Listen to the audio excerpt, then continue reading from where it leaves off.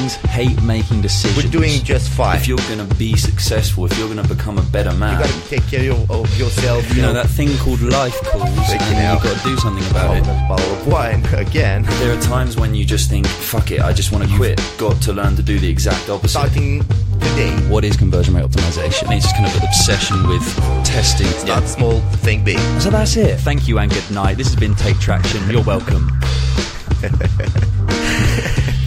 Have I got to speak now? Okay, Cristian. Hello, buddy. How are we doing? Hey, Charlie. As I was telling you earlier, we both had a really crazy week. Trying to split tasks between life and business. Life and business. Yeah, which proved to be hard, at least for this week.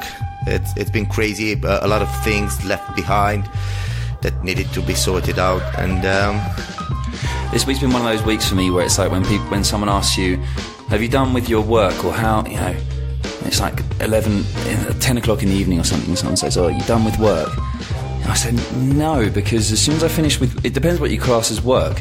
As soon as I finish with one thing, like whatever my main job is for that day, I've still got a bunch of other jobs to do, and then I've got to speak with someone on the phone in Argentina for something I'm doing over there, and then I've got to speak on the phone with someone in England. I've got to speak with my accountant in England or my accountant in Spain, or it just seems like everything is work at the moment. Which isn't to say I'm not enjoying it, but there's a lot of shit going on right now. At some point. Definitely. You know, there's that constant fear that you may lose control, as we talked about, and we got to keep pushing. Yes, exactly. If you take your finger off the pulse for a moment, then it can all slip away from you. Yes, but we're here, and we're with a new show format.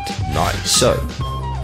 Let's jump into that a little bit. For everyone that's listening, we have a new show format for you this week, and this is actually our intro for today's podcast, and normally I'd be recording the intro on my own, but we're here with Cristian today because I wanted to discuss some of the new things that we're going to be doing. And one of those big things is the fact that we're now going to be doing a segment-based show. So we're going to be doing a show with different sections, and this kind of was born out of the fact that we started with the Opinews show. So we had our main feature show and then the Opinews show, and we really enjoyed doing that, and we wanted to do more segments, more shows, and we've decided that in order that it'll make the main show much more exciting if we can combine it with lots of different things. So what we'll be doing is, in the show notes, you'll be able to find you'll be able to find like the timelines. You'll be able to see which minute each segment starts. You'll be able to select if you want to jump straight to the feature segment of the show, or you want to jump down to the Opinews section or whatever. You can do that just by checking the show notes. We're going to be having segments such as the main feature, as we've always done. We're going to be having Opinews, as we've always done. Then we're going to have some different stuff, such as book clubs, where we can dissect a book that we've gone through based on, you know, self-improvement and entrepreneurship and all that kind of crap, and just really give a quick summary and try and take those highlights and the most valuable points of that book, and just kind of dive through it and see if there's anything valuable to be learned or not. You know, maybe it's the fact that the book's an absolute bomb, and it's not worth reading. Then we've got, we want to do some games as well. We're going to be doing some game shows, which I'm quite excited about. So we want to spice things up a little bit, have a bit more fun with the show, and introduce some game-based stuff. One of those we'll be doing today, so that's going to be good fun. And then we're going to have some audience segments as well, which we really want your contribution on. We want to get a much more interactive on Facebook. Facebook's going to be maybe Twitter as well, but definitely Facebook. I want to be the place where we can do a lot of show preparation, interact with the audience, and have people submitting questions, have people submitting videos, have people submitting stories, whatever we can do to try and get you guys more involved on the other end of this thing. I think that's going to be really important, because it's so difficult with a podcast, because you don't have, first of all, our podcasts aren't recorded live, or they're not released live. So it's very difficult to have that kind of live interaction. Well, it's impossible to have that live interaction with your audience. I guess you could, but it gets kind of complicated. So Facebook hopefully should be a really good way to enable us to be able to communicate and get some more engagement, from you guys. So with that said, Cristian, any questions on or anything else you want to add on the new format of the show? Nope. I really look forward to this new format, and it will probably be more interactive, and it'll give us more options to discuss a lot more things than we used to. Exactly. Exactly. And there are still loads of things that we're going to have to work out. Loads of things. Like, for example, we're going to be bringing in new intros to the different segments, like musical intros and things like that. So today might be a bit rocky. We're also looking to start recording this all live, kind of back to back, in future shows, rather than recording each segment and then doing a lot of post-production as we're going to be doing at the moment. So there's going to be a lot of changes and hopefully a lot of improvements as we work this thing out. But with that said, let's jump into today's show. First of all, what we've got coming up for you guys. We're going to begin with some Opinews. We got some interesting stuff there. We've got Casper launching places for you to go and take a nap in the middle of New York City. We've got Snapchat potentially teaming up with Amazon, and we've got a bunch of Amazon news. We've got PayPal news on a new PayPal checkout that could mean that PayPal's actually trying to do something good with their platform for the first time in 10 years. So all sorts of interesting stuff there in Opinews.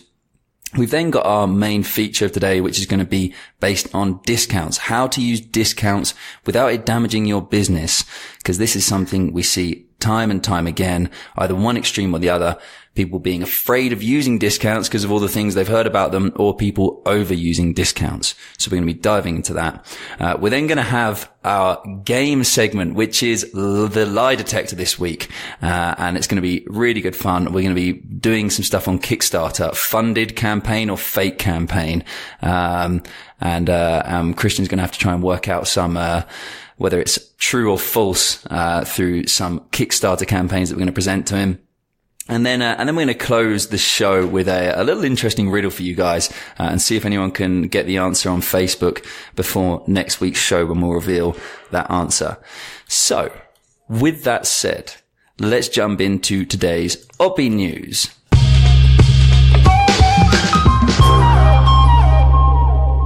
Dun dun dun dun dun dun dun dun dun dun dun dun.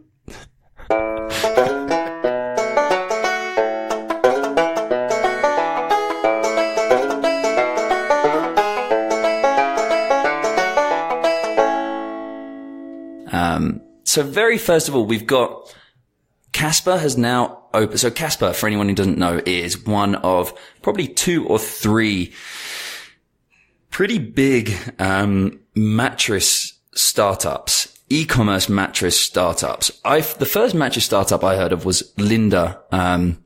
Is it Linda? I'm pretty sure it's Linda, because they were the winners. But it's not lynda.com. Linda Mattress. I'm sure it was Linda. Because they won the Leesa, LEESA.com. They won the, a Shopify competition a couple of years ago, probably about 3 years ago now. And I think Shopify still runs this every year. I'm not sure, but they basically try and see who can generate the most revenue in a certain period of time with a brand new Shopify store. And Leesa, I guess, just happened to be setting up their store at that time. So they competed and they did win. And they won a trip to Richard Branson's Necker Island with Tim Ferriss, Richard Branson, and all sorts of other coaches or mentors to spend a week with them and help them really focus on their business. So that was the first time that my attention was caught by people selling mattresses online, because I guess you don't expect people to do so well in selling mattresses online, do you? Right. And this is stuff that we've talked about before on this podcast. The fact that e-commerce has been so difficult to grow in those kind of areas where people really need to feel and touch and test a product before they purchase it. It took us ages to get used to clothes, buying clothes online. And it's really only been through amazing customer service that we've been able to get used to that. Amazon returning things instantly, has kind of built our, Amazon making returns as simple as they have has kind of built our trust in e-commerce, I think. And you see that even with companies like ASOS, which work in clothes, they sell clothes, their returns policies are really good. And it just took us a long time to really understand that people could have that good of a customer service, basically. And so, yeah, selling mattresses online, I think has been a bit of a surprising change. Anyway, we're going a little bit off topic, but nonetheless, there are now some big mattress stores online, and one of them is Casper. Casper spelled Casper. And things are obviously going really well for them because what they have now done is they have opened what do they call it? The Dreamery, right? They've opened a storefront called The Dreamery in New York, where you can go and book a nook, as they call it. You can book a nook for 45 minutes at a time at a cost of $25 per session. And you can basically go in there, tuck yourself up in your little nook where you're going to have a nice little bed and it's going to be soundproofed, and have a little nap whenever you want. It was weird, wasn't it? When we first read through this article, at least for me, it was really weird that people would pay $25 for a nap somewhere in the city. But I guess it does make sense in the respect that, sometimes people do need that small break and they're 3 hours away from home, so they can't afford to go back and forth. But then, as you said, it might be a publicity stunt.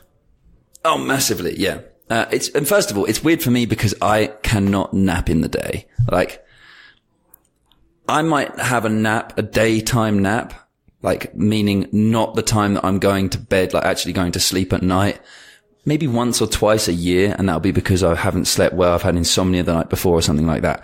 I just can't get to sleep. Usually, even if I'm really tired, I'll go and lie there and I'll be there for an hour and then I'll just go, sod it. There's no point. And so these little nooks giving you 45-minute naps for $25, it would just be me going in there and lying down and staring at the ceiling for 45 minutes. But I know lots of people who really do enjoy a good nap and they can nap very, very easily. So why not? But yes, quite rightly so. This is clearly, in my opinion, just one big, massive publicity stunt. Selling sleep for $25 per session, I really don't think is a profitable business model. Otherwise, many people would have done it. When you have a store opened right on that same block selling mattresses, maybe it is a good business model. Maybe people actually want this kind of stuff now. If you think of like the WeWork world, right? People working in co-working spaces. The fact that WeWork in New York, some locations of WeWork, I'm not really sure which ones or how many or if it's all of them. But I know some of them now have, gyms in them. You can actually, instead of just renting an office space, you can rent an apartment space as well. So you can rent a full package where you have your apartment, gym and office all in the same building with WeWork. Maybe this kind of modern sharing, millennial type, technologically driven world that we live in requires something like the Dreamery to be able to go and take a nap in the middle of the day. Or maybe it doesn't require it, but maybe it is something that people want. The only thing that concerns me is how the hell could if this was a business model, like that you're actually trying to make profitable, how the hell could you survive a recession? Because I can tell you, one of the first things that people are going to cut back on in New York if there's another recession, which there inevitably will be at some point, is going to be $25 naps in the middle of the fucking day, right? Like, there's no way you're surviving a recession with that. Of course not. So, with that said, I can only assume this is a publicity stunt, and of course it is on the same block as one of their existing stores that they have.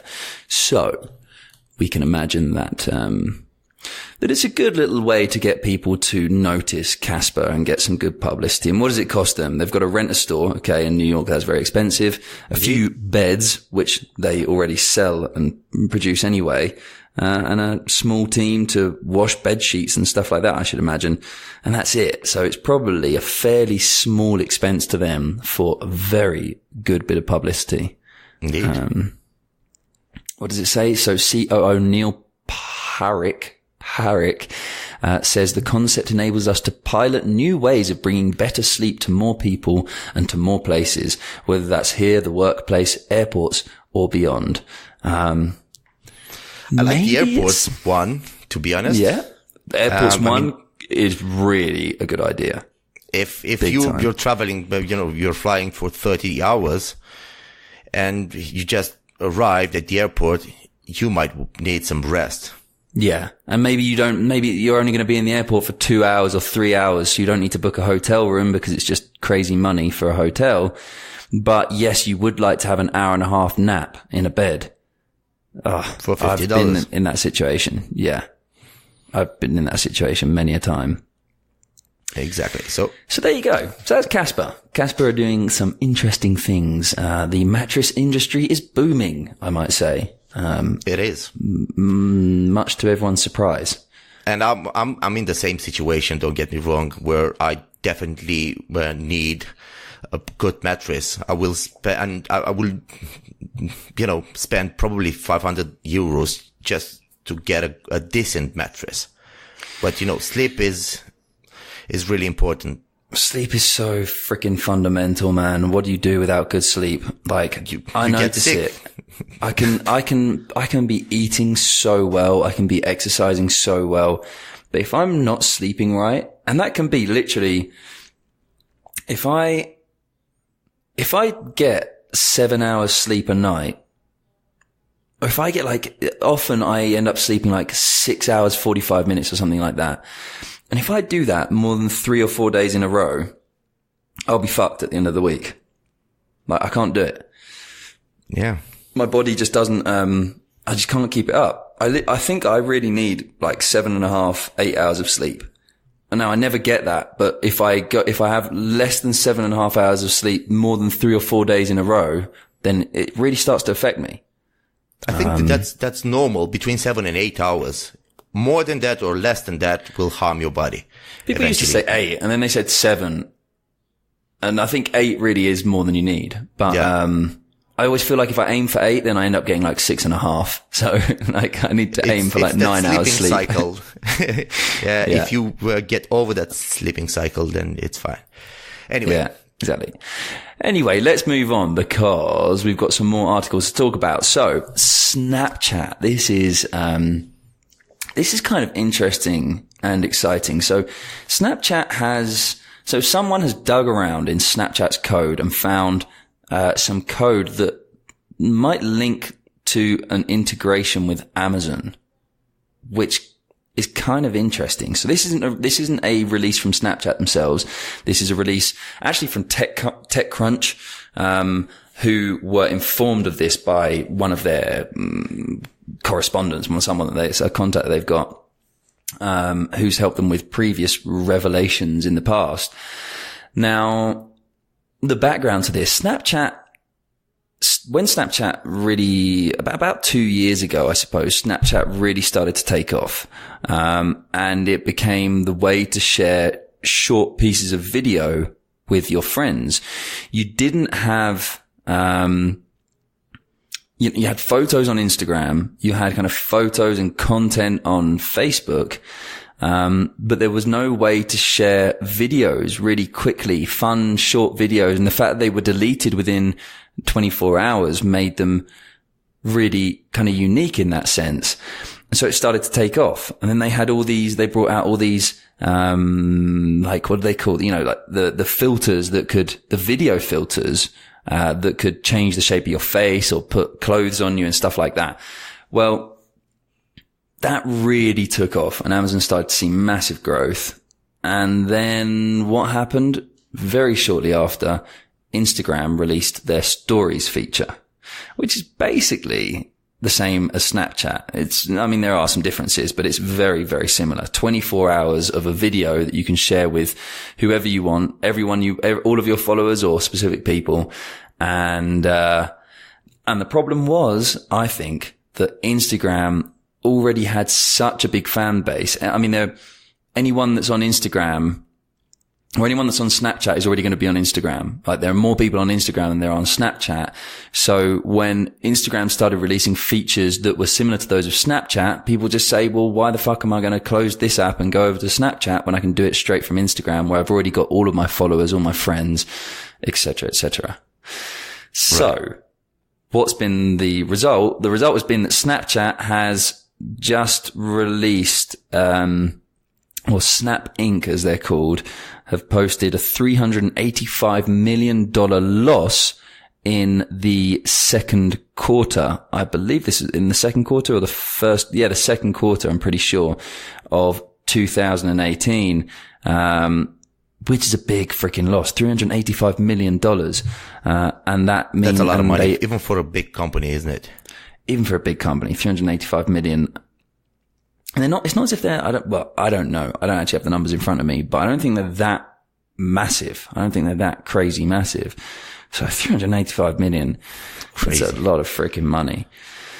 Anyway, what has now happened is that we've discovered, or someone has decided, I say we as though we're that clever to do this. TechCrunch have discovered that Snapchat has some code hidden inside its application, for potentially linking users of Snapchat with Amazon. So let me just read through this. And again, this is a TechCrunch article. You can head over there and check this out in your own time if you want. So it says Snapchat is building a visual product search feature codenamed Eagle, right, that delivers users to Amazon listings. Buried inside the code of Snapchat's Android app is an unreleased visual search feature where you press and hold to identify an object, song, barcode, and more. So, because Snapchat is a video app, I'm sitting in a room here and I've got some chairs around me. I can do a Snapchat or do a snap or whatever you call it of the chair next to me, and in theory Amazon would then be able to recognize that chair and show me and send me through to a listing of chairs on Amazon. Or if it's a barcode, it would detect the barcode and show me all products that match that barcode on Amazon. Or even if it's a song, it would identify the song through Amazon Prime. Through Amazon Prime? No, because I think they've already got an integration with, they've got an integration with Shazam to do the songs. So basically, what the hell is going on here? Snapchat is trying to become like an identification app that can just, or at least one of its features is that it can identify anything that's going on around you. So you can just like take a video of any object, barcode or song and it will identify it for you, which is kind of cool. And would it work though? Would it depend on the angle you're taking the videos? Would it, and what happens if it's not on Amazon? Would you get, I have no idea. Similar results? I have no idea. I have no idea. I guess they'll present similar things. Because you've got to remember as well, I think recognition isn't really going to be much of an issue because, on a lot of modern, or on, at least on the iPhone X. So I'm geeking out, on the iPhone X recently. I got it for myself a couple of months ago and I'm just having an absolutely amazing time with it. There's so many cool hardware features. It's the first time that I've been excited by new hardware features on a phone for a long time. It's usually the software that gets you excited. And what we've got now on the iPhone X and what I think will be applied to almost all phones within a very short time is infrared, identification of objects. I know you can already do it on a lot of Samsung phones. So basically Face ID works through that. So on the front of my phone, there are actually 3 little infrared cameras, as well as the real camera, which you can't actually see those 3 infrared cameras. You can if you get the light right on them. And it sends a shitload of, infrared beams, at your face and measures it kind of perfectly, and identifies the shape of the object. So it even works in the dark, for example, because there's no light needed. It's infrared. So mapping spaces and shapes with the cameras on our phones is actually going to be really normal technology in probably just the next year.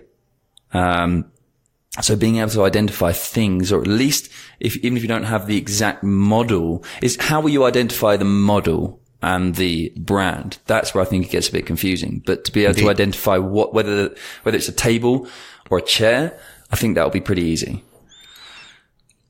So it's cool. Indeed. Yeah. So what we now have is Snapchat moving pretty far away from what their original purpose was. Now, do they want to just include this as a new feature, or are they trying to make a big pivot here? They've been stamped out. They've been pushed out by Instagram. So are they trying to have a pivot and remodel their entire business? If so, good on them. That's pretty impressive to be quite so, innovative. Innovative. I'm going to go with innovative. And yeah, it could be really interesting. My other thought on that is this integration actually part of Amazon's doing, in the preparation for an acquisition of Snapchat? I'm just putting it out there.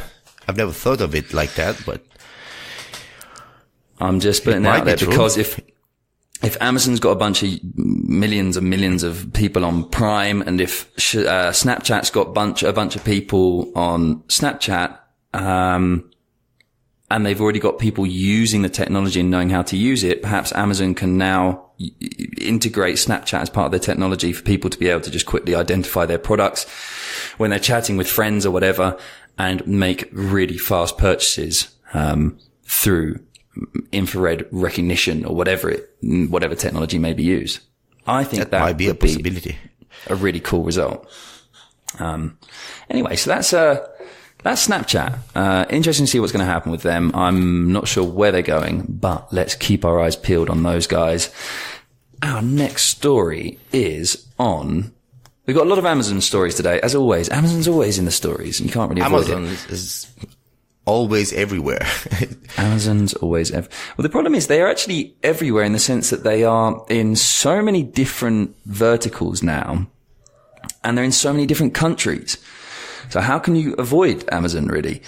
You can't. They're not a digital company. They're just infiltrated in every aspect of the freaking world right now. So it's kind of hard to avoid it. With that said, Amazon Prime Day, ladies and gentlemen. This podcast is going to be coming out on Friday I've just completely lost my calendar. 13th. Friday the 13th. Ooh, dangerous day to be coming out. Friday the 13th. And that means that it will be next week, I believe, is Prime Day, July 16th. So no, it will actually be on, if tomorrow is Friday and that's the 13th, Saturday will be the 14th, Sunday will be the 15th, July 16th will be Monday. Monday, yep. Monday. Let me just check that on the calendar. Yes, it will be Monday. So we have Amazon Prime Day starting on Monday, July 16th, at 12 p.m. PT, Pacific time, 3 p.m. Eastern time. And it will feature over 1 million deals. So not really much to talk about on this one. Just keep your eyes peeled because this is a massive opportunity to get a bunch of cheap stuff. You always take, well, it's ready. You always make the most of Black Friday to get a bunch of Christmas presents or Cyber Monday or whatever. Why not now make the most of Prime Day to get some of those mid-year birthday presents that you need to get for people, or even prepare for Christmas? Hey, get ahead of the game. We're in July, guys. Christmas gets earlier and earlier every year, or Thanksgiving, or whatever you celebrate, whatever your festivity may be. Why not get ahead of the game and start purchasing your presents? And the good news is Prime Day will run for 36 years now. 36 years, 36 hours. 36 hours. You said years, didn't you? Did I say years? Oh my God. Yeah. All right, my apologies, everyone. That'd be a prime century or whatever. Yeah, that'd be a long one. Prime day runs for 36 hours. It has been a long day. Which is kind of deceiving because a day should only be 24 hours and they're running prime day for 36 hours. So it's kind of bullshit if you ask me. Don't get me started on Black Friday either, because, you know, we got Black Friday at least 3 months of the year. Well, yeah, and Black Friday, it started off as Black Friday and then we had Cyber Monday. So now it's basically just the whole weekend. So it's 4 days of crazy sales. Apparently, this article from TechCrunch, we're relying quite heavily on TechCrunch today. This article from TechCrunch says that, it's their biggest annual sales event. I don't believe that. Because Black Friday's got to be freaking massive. Yeah. But that's what TechCrunch is saying. So, you know, hey, TechCrunch, what are you doing? So anyway, check that out. Monday, get your Prime Day goods in. There's going to be loads of stuff for sale. Make the most of it. And also make the most of the Amazon products. I'm talking about Echo. I'm talking about, like Alexa stuff, Alexa speakers, Kindles, and apparently Prime Video, DVD and Blu-ray, you can save up to 50% on select movies and TV shows. So jump in there and stock up on some binge series watching for the next few months. There you go. That'll keep you occupied until Christmas. All right, moving on. We've got PayPal checkouts. PayPal have now people are releasing a new feature to have more customized checkouts. Dynamic checkouts is what they're kind of, saying at the moment. I'm not sure about this. Cristian, what do you think of PayPal? Well, I've left PayPal. No, I want your honest opinion. Give me your straight up pure reaction to PayPal. Absolutely. So I've used PayPal for at least 7 years. Right. And the fees were absolutely ridiculous, crazy fees. I mean, at some point I realized that I was losing at least $2,000 in fees only from PayPal transactions. Yeah. And I stopped working with it all of a sudden. And I've looked for alternatives. And, you know, as we both know, TransferWise works a lot better for us. Right, but we're talking about shopping carts here. Indeed. So if you're going to compare it, you've got to compare it to Stripe, really. That's the main competitor at the moment. Indeed. But I was talking as a PayPal consumer more than anything. And yeah, I've just lost confidence in PayPal at some point. I've even used the PayPal checkout, but it was really not something you'd want to work with. But it was one of the few solutions out there at that moment. Yeah, so a few years ago, if you didn't have your own payment gateway, such as authorized.net or something like that, you had to use PayPal, really. You didn't really have much of a choice. And PayPal it's famous for being the most painful checkout in the world because, number one, it takes people off of your website. I mean, you can get PayPal Pro and PayPal Plus and this, that and the other, and there are ways to do things, but it's just always been a pain in the backside, really. So and what's more, they haven't really updated it for years. I've also had strange situations where in order for someone to be able to use your PayPal checkout, they have to actually create an account with PayPal. It's just not optimized it's not optimized for conversions. It's optimized for getting new users for PayPal, which is why it's always kind of put me off. Right. It's always been a bit of a pain in the backside because what I want is a company that's focusing on getting me more sales, not trying to get their own business, right? If you get me more sales, I make you more money. So stop trying to get fucking subscribers as a result of it. And now, hopefully, I'm hoping that there's some kind of innovation going on at PayPal because there certainly hasn't been for the past few years in this area at the very least. Because PayPal is saying that they're going to have they will now dynamically present the most relevant payment method for each customer, including PayPal Checkout's new smart payment buttons. I'm interested. I'm not sure about their smart payment. I'm not sure what all that's about. But basically, I think they're trying to make things a lot more customized and make it a lot more streamlined for users. I think they've been being pushed out by Stripe. They've been being pushed out by Shopify. Shopify is one of the biggest e-commerce platforms on the internet at the moment, and you can accept, using Stripe with Shopify, you can accept payments directly from your Shopify store.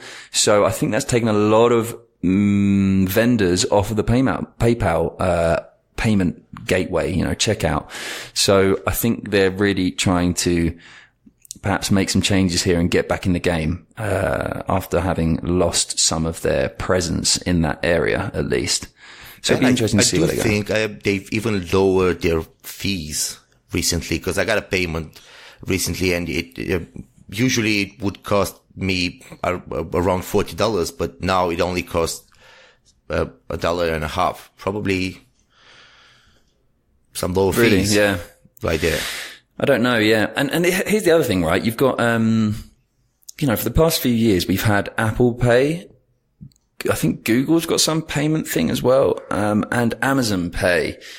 And they have been really destroying a lot of these payment gateways, because people are already on Amazon. People are already on Apple. So for someone to just quit, if someone's making a purchase on their iPhone and they see the use Apple Pay button, they can just quickly click it and use Face ID or Touch ID or whatever, and suddenly they've made a purchase. And the same with Amazon.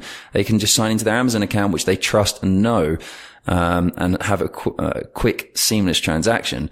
That's really been damaging PayPal as well. So I think they're going to be trying to bring in a lot more kind of one-touch, very quick, fast transactions to try and compete with these guys. So we'll see. Google Pay. There is Google Pay, which supports online retail checkout, apparently. And Amazon is just destroying everyone, apparently, through their one-click platform. So there you go. PayPal. Let's hope they can do something good and exciting for us e-commerce people. Amazon, back to Amazon again. Amazon launches a last mile delivery program. So this has come up quite a few times in the news, for me at least, in the past week. I had some friends send me some articles on it earlier on in the week. Amazon has basically set up a franchise. And it's a franchise it says Amazon launches a last mile delivery service. So basically there's been a program called Amazon Flex for the past few years, which means that kind of like in the same way that you can sign up for Uber, you can sign up for Amazon Flex and become an Amazon delivery driver, which means that you can go to like the local delivery office or whatever with your car and start delivering in your area, your local area.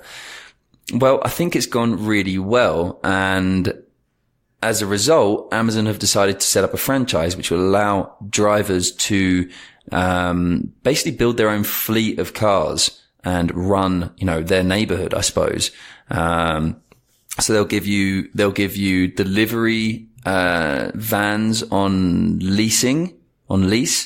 They'll give you hands-on training and all the latest Amazon delivery technology, with the potential or Amazon says that the earning potential for successful owners is as much as $300,000 in annual profit if you are operating 40 vehicles, a fleet of 40 vehicles. So, it's, $300,000 is a lot of money. And that, of course, is if you're successful. So, you're going to have to be the best of the best to be able to do that. But even if you're making 100,000, 200,000, starting in, you're not exactly, I think it's just a really amazing opportunity for people who, for hard workers, people who don't necessarily have much opportunity in their local areas and things like that. And they're not too, keyed up on entrepreneurship and things like that. to be able to really start generating some decent money, decent income on their own terms. And the result is that it's going to expand Amazon into the delivery service sector, which is what I've always expected to happen. And they do make it easier for anyone that wants to start their own business, in the respect that you don't have to spend more than $10,000 to set up this business. And they help. You don't have, the first thing is that you don't have to own the cars. Exactly. You can rent them. This is the big game changer. Which is amazing, yeah. I've never heard of anyone doing such a thing. 10,000 isn't that much money. Certainly not in the States, at least. And I say that, I know for a lot of people, 10,000 will be an incredible amount of money, but it's not that much money to be able to launch a business, at least. And apparently here, military veterans can get that $10,000 reimbursed. So you'll need it to pay up front, but you can get it sent back to you. So you'll be able to set up your own delivery fleet for free, essentially, if you are a military veteran, which I think is great. I really think that's really cool. So interesting to see how Amazon is spreading into the delivery market. I've always thought that Amazon is going to become, or not become, but one of their main, profit generating, or one of their main things is going to be delivery. And we've previously talked about the fact that Amazon's got this car delivery service now where they'll literally put your packages in the boot of your car, and even in your house through, Amazon's special key locks or opened by the key locks that are opened by applications and shit like that. I don't know. It's technical stuff. Crazy logistics. Crazy technology. They're definitely pushing with delivery, and it'd be interesting to see how they can, it'd be interesting to see where they're going to go with it. Are they going to become the next UPS, or are they going to reinvent the logistics market? Or are they just, if they are, the way that they're doing it is kind of interesting. They haven't just decided to build a big delivery service and just go after the competition. They're kind of infiltrating through the back door, if you know what I mean. They're starting at the end. They're building out this franchise of people who deliver within neighborhoods. They're building out their technology to allow people to deliver and literally leave packages within people's homes and cars. They're working on drone deliveries and things like that. And it's like, once they've got all those pieces of the puzzle in place, if they then want to go and launch the main logistics company with lorries and stuff delivering across land and overseas, maybe they would do that to some extent. I might be missing something there. I don't think they do. But if they want to at that point, they're going to have everything else in place to be able to take over the market, I think. So, I think that's where we'll see Amazon go in the next decade or so. Last but not least, let's wrap this up with Amazon again, our best friend. But it's an interesting one because Amazon has, made an acquisition of a company called PillPack, which is a startup really, but it's an online pharmacy, and the acquisition is estimated to be at just under 1 billion. But I don't think we haven't had full disclosure from Amazon for that price yet. But apparently PillPack have been talking with Walmart, and Walmart they just was want looking. to kill Walmart, Amazon. They want to, and I think they will. And I feel sorry for Walmart, but I just don't see how Walmart are going to survive this attack at the moment. Yeah. So Amazon won this one, and they've acquired PillPack. Now, PillPack is a company that basically allows you to order your medications online in pre-prepared daily packs. So you can just, I'm on the website here. You can basically, it's basically trying to simplify the entire kind of medication pharmaceuticals industry. It's PillPack. It says here on the website, PillPack is a full service pharmacy that sorts your medication by the dose and delivers to your door. It says, forget what you know about pharmacy. Driving to the store, waiting in line, chasing refills. Today's pharmacy is a pain. PillPack is a service that saves you time, headache, and hassle. And it's a better way to manage your medication. Everything's sorted for you, delivered to your door. I think they've got an application to work with it as well, all sorts of stuff. So it's a really cool, innovative, pharmaceutical company, which I think we do need a lot more innovation within the health industry. And unfortunately, we rely more and more on medication as time goes on. Medication is a booming industry. And as we're living older and older, we are consuming more and more medications throughout the entire duration of our lives. Therefore, we need some simplified, innovative ways to order, purchase and consume our medication. And I think Amazon's acquisition of Pillback here is going to be a really good way for them to get into the front of that market. And I think it's another very, very clever decision from Amazon. Indeed. And this might be, this type of business might be really beneficial for those people that can't get out of the house. They're immobilized. True. Very true. This would be a lifesaver for, not everyone has a family to depend on. There might be some people out there that don't have it. So true. And all of this stuff just connects and works together. It's just crazy because Amazon have got they're building out these delivery services. They're acquiring companies that need delivery services. They're just like, all their acquisitions recently are just crazy. Like the fact they've got Whole Foods in the US, which you can now deliver through Prime as well. By the way, Prime Day will also be, you'll have on Monday, if you're in the States and you've got Whole Foods, then you'll be able to get 10% off on, I think, everything for the duration of Prime Day at Whole Foods. So check that out as well.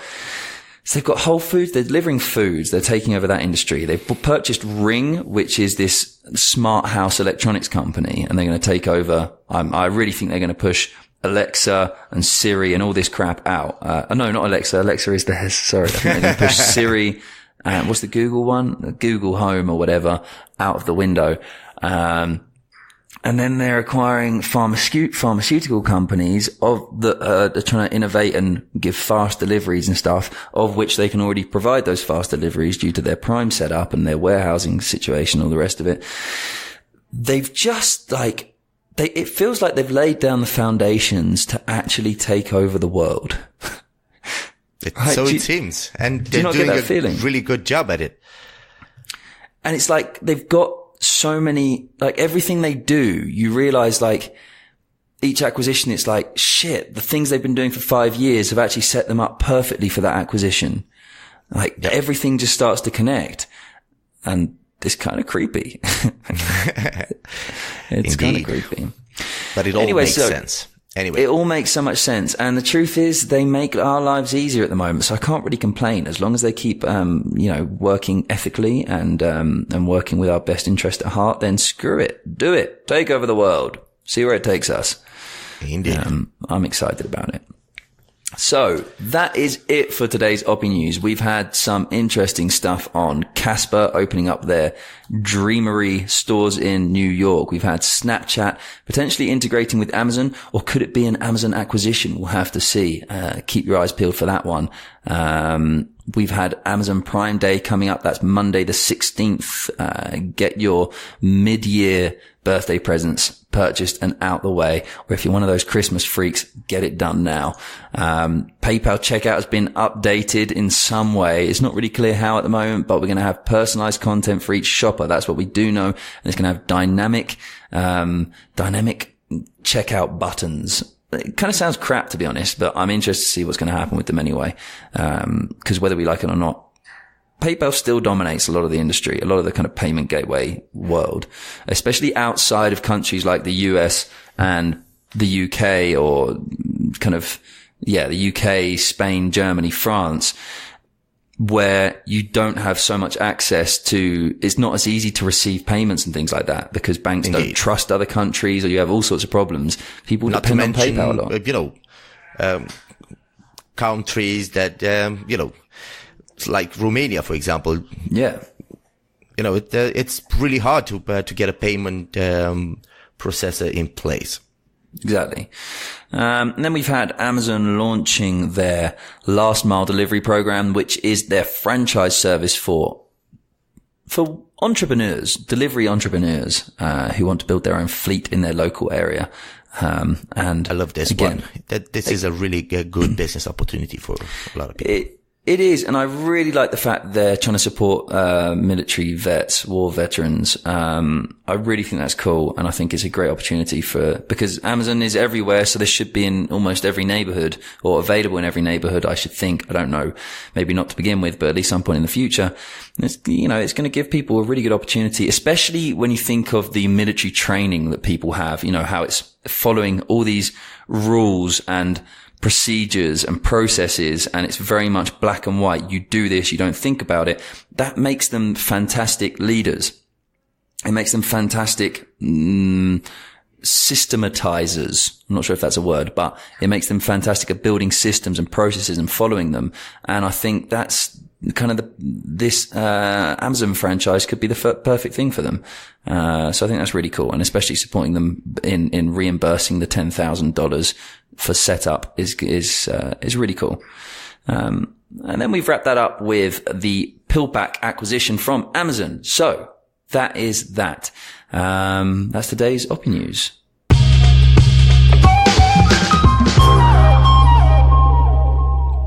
On to today's feature. Let's do it.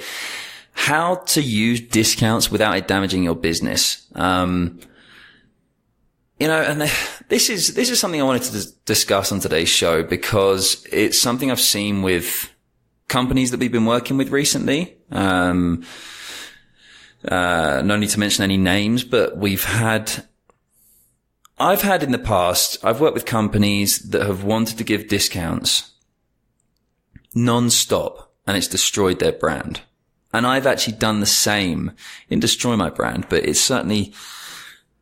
damaged it somewhat. And it's very easy to have that happen if you are constantly giving out blanket discounts and constantly running sales or flash sales or, all this kind of stuff. And the problem is that can destroy your brand because it trains people to expect discounts all the time. So people don't want to pay the full price for things when they know that you're running discounts 5 times a year or sales 5 times a year. And that's been released a lot in the news recently. Not in the news, but it's been really talked about in the world of entrepreneurship and startups and e-commerce and things like that. People have been really stressing how you have to avoid becoming a discount brand. However, go on. I was just going to say, I think unfortunately what's now happened is it's pushed people to the other extreme where people now don't use any discounts at all. And people are scared of it. And that's equally as damaging to your business, I think, because discounts are a tool and they should be used. You just need to know how to use them properly. So with today's show, I hope to dive into that stuff and highlight, dive into what I've just said in a little bit more depth, but also discuss really how people can use discounts as a tool to help them grow their business without it damaging their business and becoming known as these discount brands. I think a lot of startup companies, for example, I've seen it so many times where they just use a 10% discount on absolutely everything, no matter at what point the user is, if they're willing to buy, if they visited the website but left the website, they're bombarded with this 10% discount. Now I get that a lot of people try to get growth really quick or get some cash flow in place, but then they just get lazy and just leave it because it worked. And that's when things go wrong. Because if you always have to offer a discount so people can buy your product, then there might be a pricing problem. You might be overcharging people.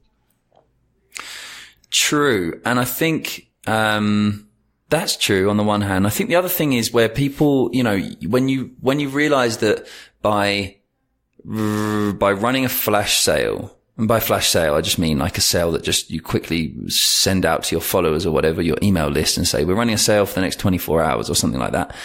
When you do that and you realize that it can generate a lot of income for you very quickly, that kind of becomes addictive as well, right? So you can say to yourself, well, we just, yesterday we were a bit short on cash. And so we ran a quick discount and we generated double the sales that we'd normally, or double the amount of income that we normally would in one day. So it's good to know that we can always do that whenever we need the money. And then unfortunately you always need the money. So next week you're like, oh shit, we could do with a bit more money. Let's run another flash sale. Let's do another flash sale. And it gets really easy to start doing that stuff. So I think you've got kind of the two sides of it. I think its ability to generate cash fast is kind of addictive. Therefore, as a store owner, you keep doing it. And that is what really trains people to expect discounts all the time, really. It's kind of complicated. It's a double-edged sword, as you might say. Indeed. And we should never forget our competitors. So if you're killing your competitors with this crazy discounts all the time, then they might be doing the same, or they go out of business. And that's how you lose profits in the end. Because everyone will go down on price, and eventually it'll kill the business. Exactly. And I should also highlight that, I suppose partly as a result of the fact that we are in a bit of a boom at the moment. We've been in a growing economy for the past nearly 10 years now, which is kind of crazy to think about. This is like the longest time we've gone since without recession. Expect a recession? I think we should. Big time. But the problem is everyone's been expecting a recession for the past 5 years. When's it going to come? We don't know. There's just no way of knowing. But I think a result of that, and a result of just generally the modern world that we live in now, because I do think that things change. People aren't so focused on price anymore. In fact, this is something we've discussed I think we discussed this in our Amazon Cash Cow case study, which, ladies and gentlemen, will be coming out fairly soon now. We're in July. I will reveal that we've now officially got our, goods, our first imported goods on the way from China to the US to begin selling, and building out our brand in the US.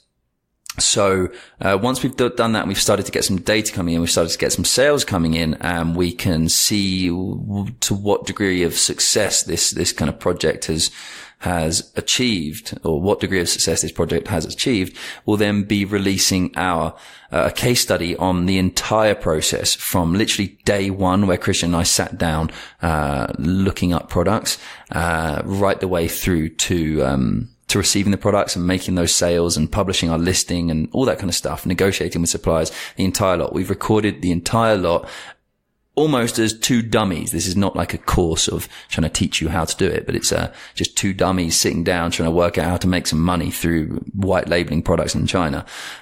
So we'll be releasing that probably on YouTube and certainly on our website, taketraction.com, in, I should think, probably a month or two from now. So you should expect that in August, September. We'll be releasing that.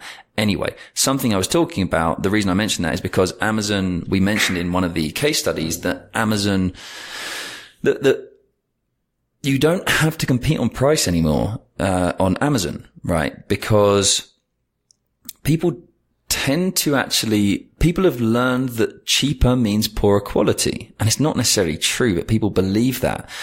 So if you have two identical products with similar reviews and things like that, and maybe slightly different because you might have to have some other factors in there, but people will often go for the more expensive product nowadays just because they think that it will be better quality. So I'll tell you the thinking behind it is that, 60 or 70% out of all the times you bought a product, if it was cheaper, it usually meant it was of a poorer quality. Yes, true. So now people tend to get a bit pickier when it comes to cheaper prices. Very true. Very true. And so, that's one side of it. So, what the point here is that cheaper prices aren't necessarily going to help you beat competition anymore. What they will do is they'll help you run yourself out of business quicker. They will give you quick influxes in income, cash income, but they're not ultimately going to help you grow your business. So running these big discounts or sales is ultimately going to be very damaging. I'm going to give an example here as well. And it's not necessarily discounts, but I ran a giveaway with one of my stores a few years ago, and giveaways can be incredibly powerful, and they can be very, very useful to help you grow your business. But you have to be very careful with them, because something I realized was that when I ran this giveaway, basically to enter into the competition, people had to like my Facebook page, my company's Facebook page, and then there were other options. You could get like a certain number of points for everything you did. And one of them was to like the Facebook page. Another thing was to follow us on Instagram. Another thing was to share a picture of yourself and tag us on Instagram, and all sorts of stuff like that. And so we got loads of followers with this giveaway competition that we ran for 7 days or something like that. And what happened afterwards was we had to basically spend quite a lot of time filtering through all of those new email subscribers and followers, and kind of getting rid of them, or sending them emails to confirm if they really wanted to be on our email list and things like that, because so many people just wanted a free product, right? They weren't fans. They weren't people who actually believed in our brand and wanted to be part of our brand, be one of our diehard fans. So, you don't get loyalty from running discounts or giveaways or things like that. You get quick growth, but it's not sustainable growth. And so it can be really damaging to your brand. And it also depends on what kind of brand you've got. If you've got like I'm working with a friend right now, and this is actually someone you don't know, Cristian, but this is someone over here in Mexico who's got a jewelry brand. And in his case, it wouldn't even make sense to run discounts anyway, because it's a beautiful designer jewelry brand, really beautifully designed stuff. And you wouldn't want to kind of devalue the stuff. It's like if you could put a 10% discount on a Banksy, painting, you wouldn't do it. You can't discount Banksy. Like, it's fucking crazy. So it also depends on what kind of brand you've got. So, that's, I think, all there is to be said about how damaging discounts can be, and how you have to be careful with discounts damaging your brand. With that said, that kind of fear has caused people to go so far the other way now that people are terrified of using discounts at all. And I think that is equally as damaging. I mentioned at the beginning of this segment, discounts are a tool. They're a marketing tool. They're not a quick income generator. They're not a get out of jail free card, to be able to quickly generate some cash because you've got to pay your tax at the end of the month or something like that. They're an ongoing tool that you should be utilizing in your marketing campaigns, in order to, present discounts to people who need them at the right time, right? When and how. And again, this is something that's kind of present in my mind at the moment, because I've been finishing off writing an ebook that we're going to be releasing on the website. Again, you'll probably be able to find that within about 2 weeks from now. So by the end of July, you'll be able to find our ebook on the homepage of the website. Head over to taketraction.com and just scroll down the page and you'll be able to find it there. It's called 24-Hour Growth. And there's a lot of stuff on this discounting thing in there. I don't even know where I was going with that anymore. But yes, discounts are designed, or their purpose is to be presented to people when they need them. The people first of all, who needs them, right? And when they need them. They're the two things you've got to work out with discounts. And I call this smart with your discounts. Exactly. I call this trigger marketing. And I picked that name up from Drew Sanoki from nerdmarketing.com. I think we actually did a show on trigger marketing. We did. It might have been episode 3 or 4 or something like that. Yeah. head over to the web. I'll put it in the show notes. Nerd marketing. I'm just writing this down here.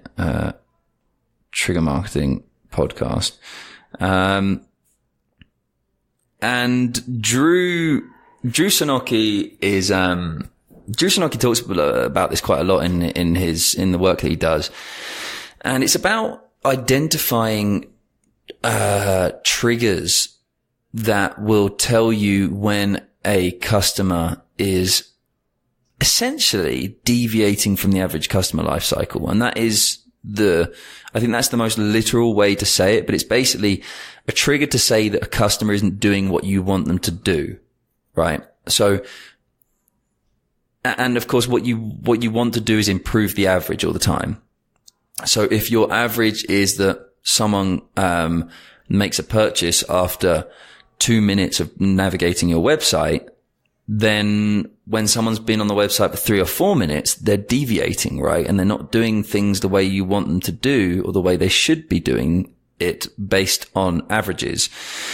So then you have an opportunity to try and do something about it. And that's trigger marketing. I'm not necessarily saying you should use a discount in that case. Maybe you should, maybe you shouldn't, but that's trigger marketing. If someone usually comes back to your store and makes a repeat purchase 2 months after their first purchase, and it's now been 4 months and they haven't made a second purchase, then that should be a trigger that something's wrong. So you need to do something about it. So episode number 3, I've got that actually here in my notes. Damn it, I'm more clever than I think. I've actually prepared that in my notes. So yeah, head over to episode 3, but I'll put that in the show notes anyway. A little link in there. So that's trigger marketing, and you can utilize those discounts in these trigger situations, right? So, and you know, people might still say, well, that's still not a good thing to do. It's still going to make people think that, we're a discount brand and stuff. Well, it will to some extent. Well, not really, because from my perspective, if somebody spent 5 minutes and took no action, and the average is around 3, then I'm gonna, it's 90% or 70%, whatever. It's, most of the times it's about the pricing. That's why they haven't bought yet. It's about the pricing. Well, I don't see it quite as clear as that. But what I do know is that all of these trigger situations that you can come up with, and again, I'm going to go through some more of these triggers that you could do in a moment. But these triggers identify that you're losing the sale, essentially. If the average person spends 2 minutes on your website before making a purchase, then after 3 or 4 minutes, you're potentially going to lose the sale. That every second that goes by after those 2 minutes, your likelihood of closing the sale is less and less and less as time goes on. Indeed. Every time that, you know, if someone usually comes back and makes a repeat purchase after 2 months, every moment after 2 months, you're less likely to get that repeat purchase from someone. So you're losing the sale anyway, right? So what are you going to do? You've spent so much time, maybe you've spent money on AdWords to get someone onto the site.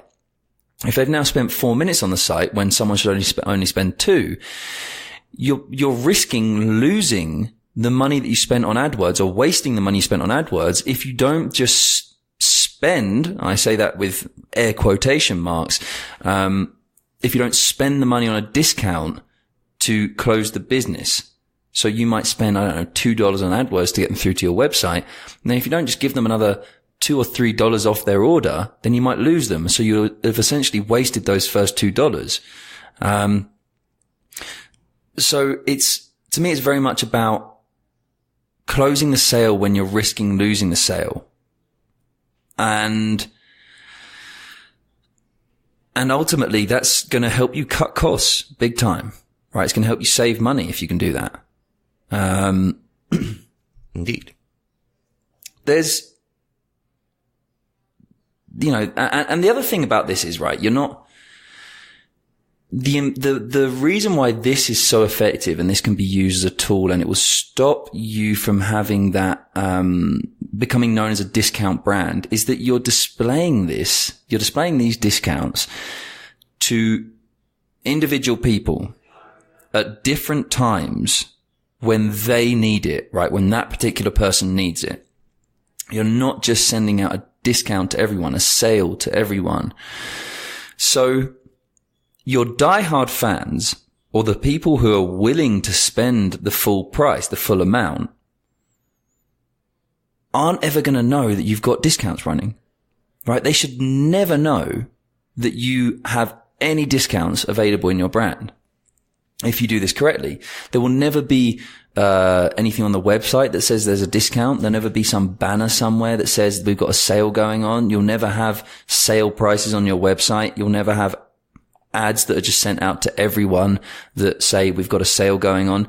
No, it will only be these people that are otherwise going to disappear and not buy your products.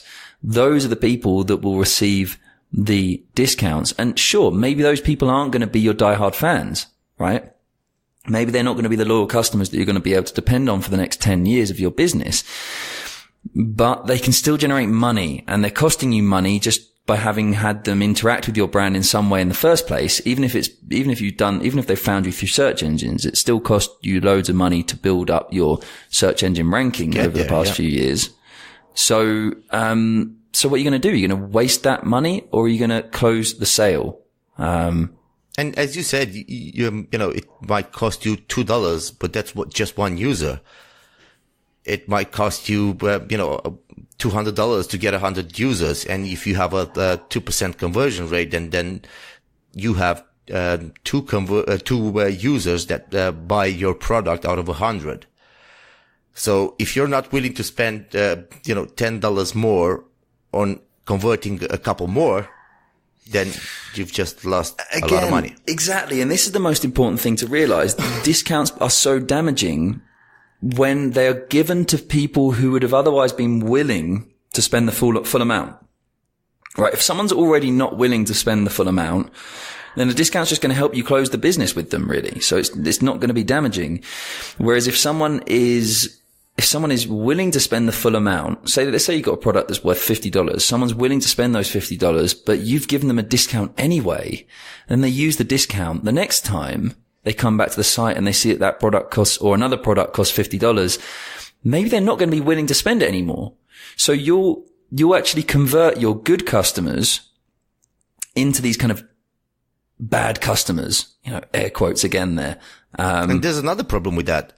If a customer acquires a product with a 10% discount, and the next time, let's say in 2 months, he comes back and he sees the same discount code on your website, he might think that you're overpricing your products anyway, and you're taking advantage of this discount in codes.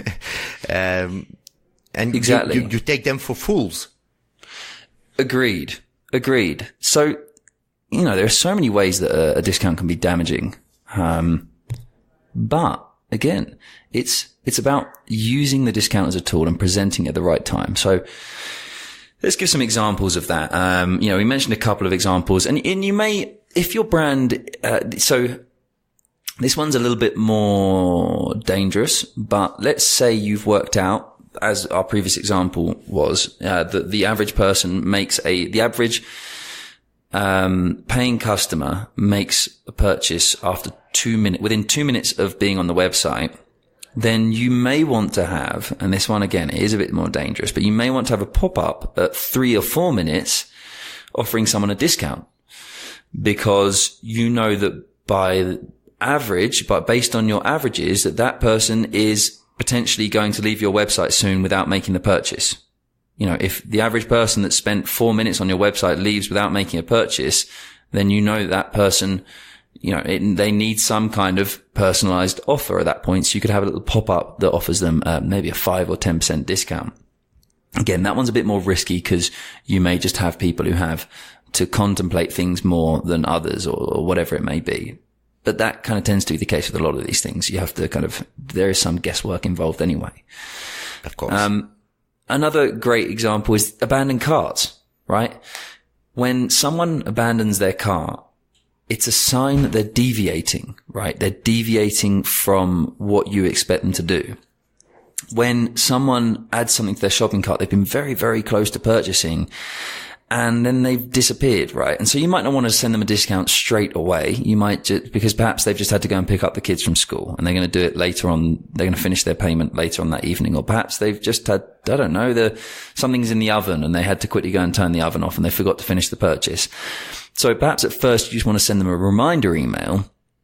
But then if 24 hours later, they still haven't made that purchase, something's gone wrong, right? That particular person, not everyone, but that particular person is deviating and they're not closing business as expected.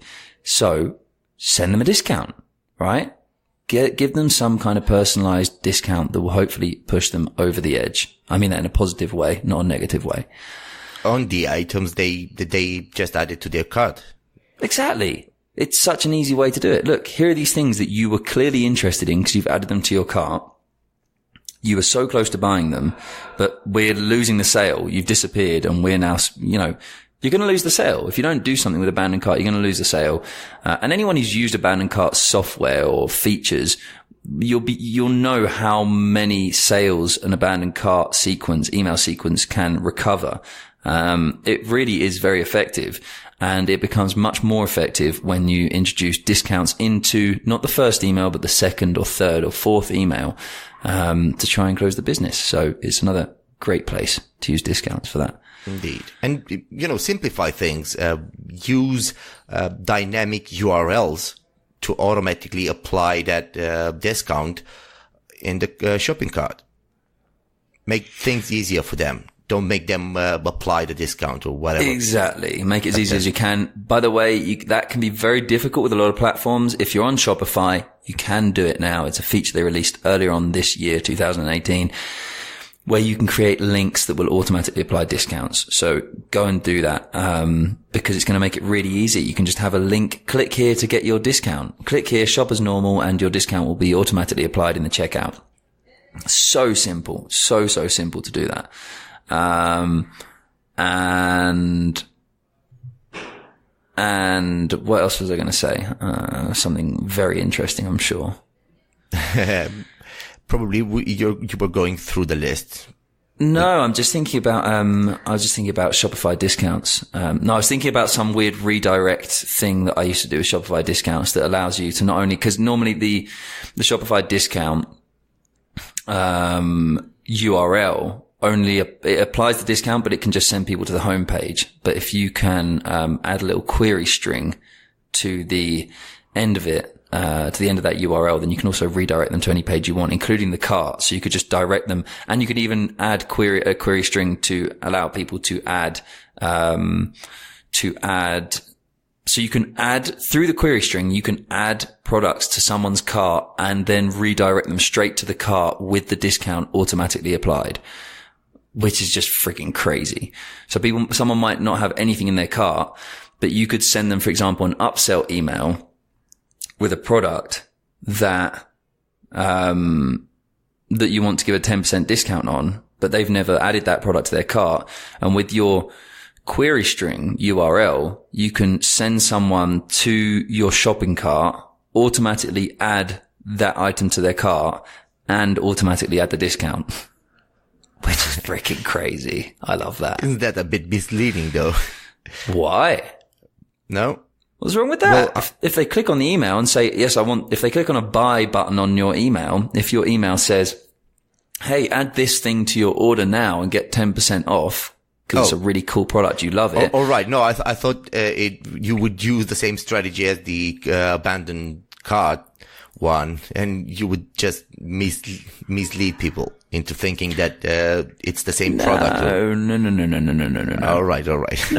Of course not. No. So that's really, really powerful, and that's something you can do in emails, and it's also something you can do in.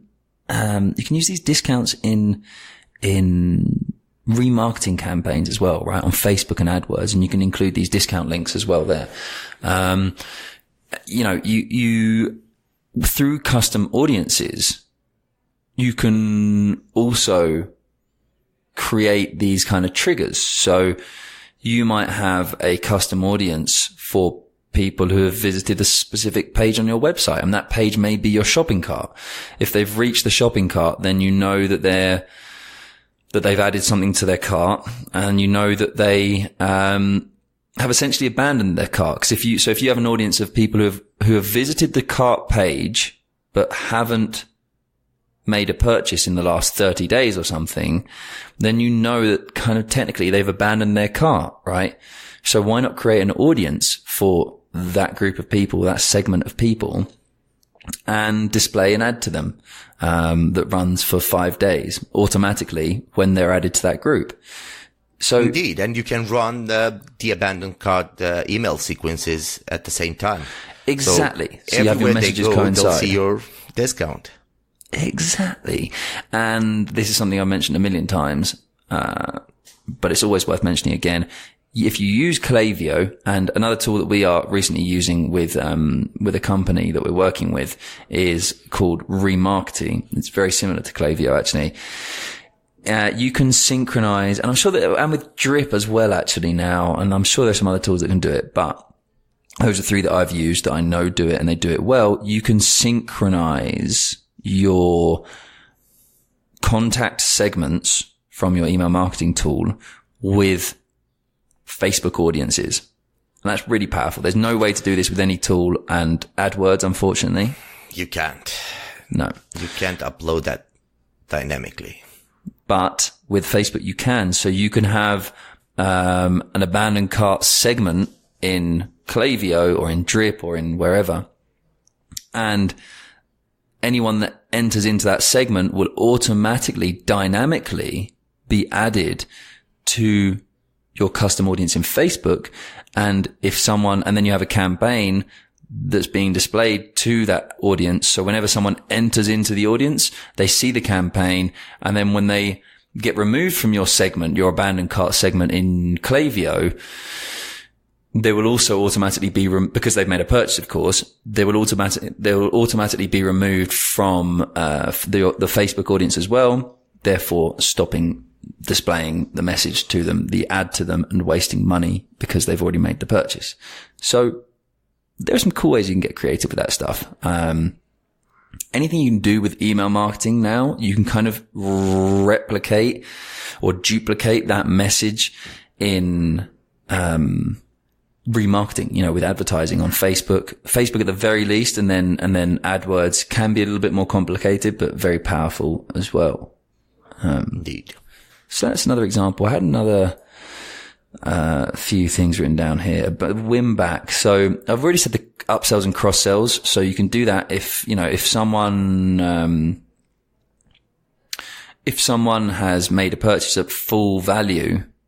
This is a difficult one because again, this is a bit of a dangerous way to use a discount. But if someone's already made a purchase at full value, you could offer them a cross sell, a different product similar to the one that they've purchased. You can quickly send them an email or display an ad to them or something like that with a similar product at a discounted rate. Again, and that will increase your average order value, over time, and increase your revenue as a whole. So, that's another way you can use it.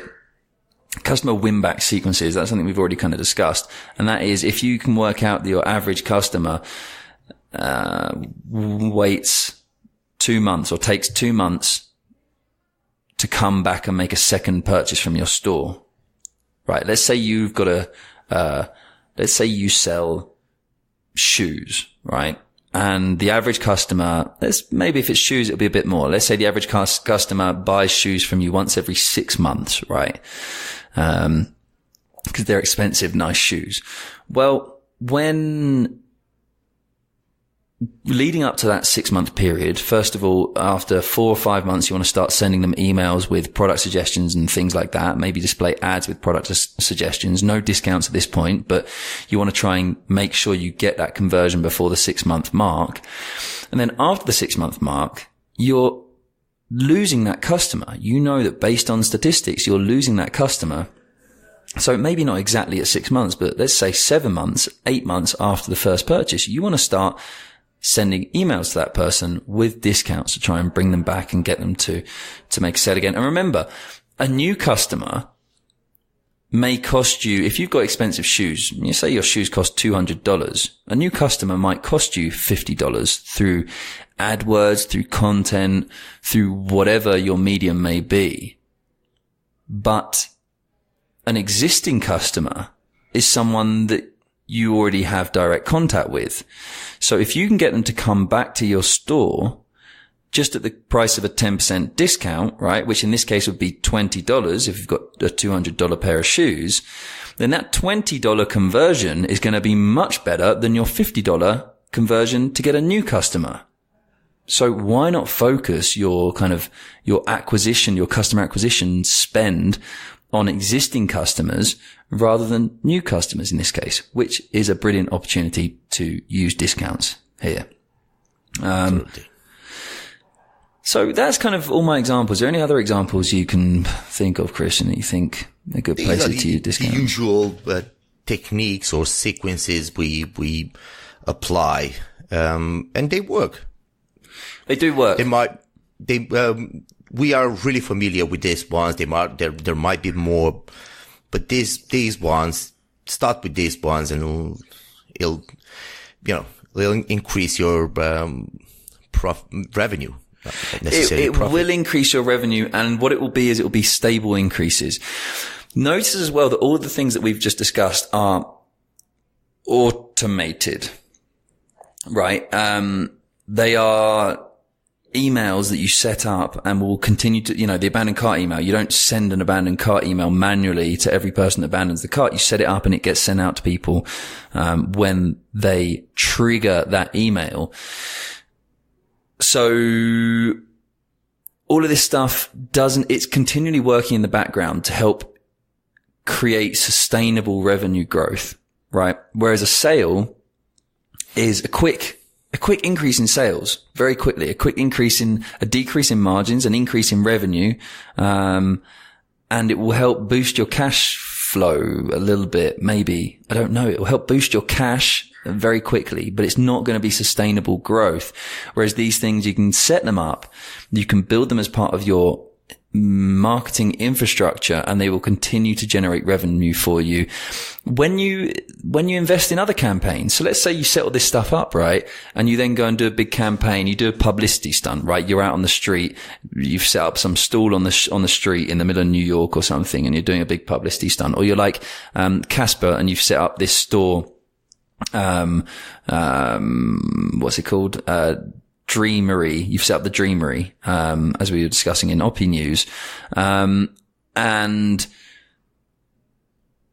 And you get a load of extra interest in your brand because of that publicity stunt, right? You get a load of people coming to your website. These things are going to work for you in the background when you run these campaigns. They're going to help increase the effectiveness of all other campaigns you do, because you'll have all of this stuff set up, this infrastructure set up, these upsells, these customer win back sequences, these abandoned cart sequences, these pop-ups on the website and all the rest of it. Remember, if someone comes to your website and they're willing to pay the full price, they're never going to see a discount. They're never going to know that you have discounts. They're never going to know that you are quote unquote a discount brand. You're not going to be a discount brand.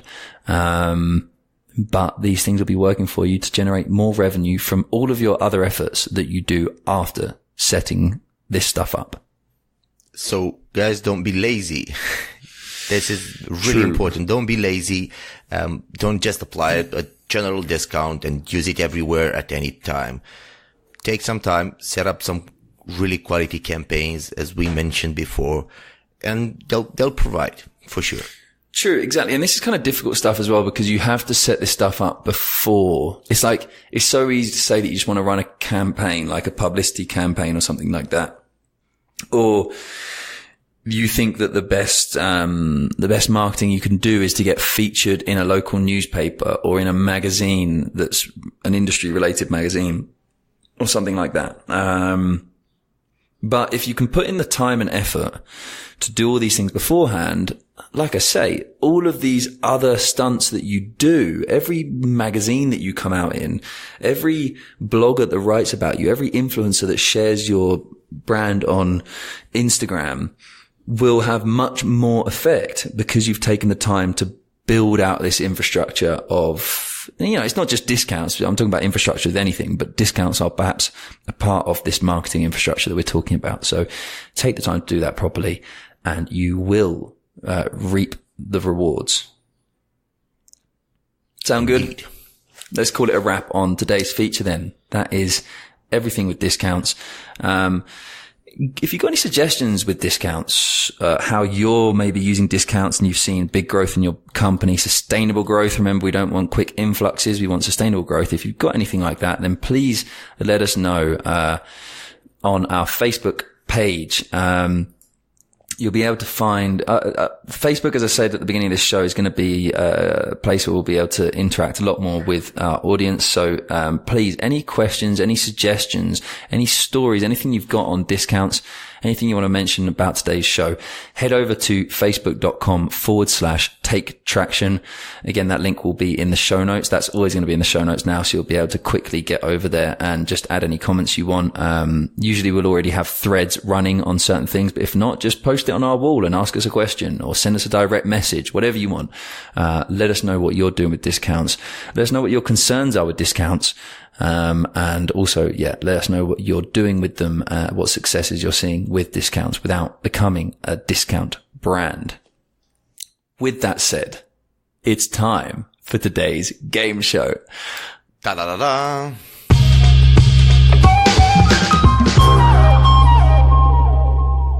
I'm so excited about this. This is my most exciting thing about the changes that we've been making. This is what I've been most looking forward to.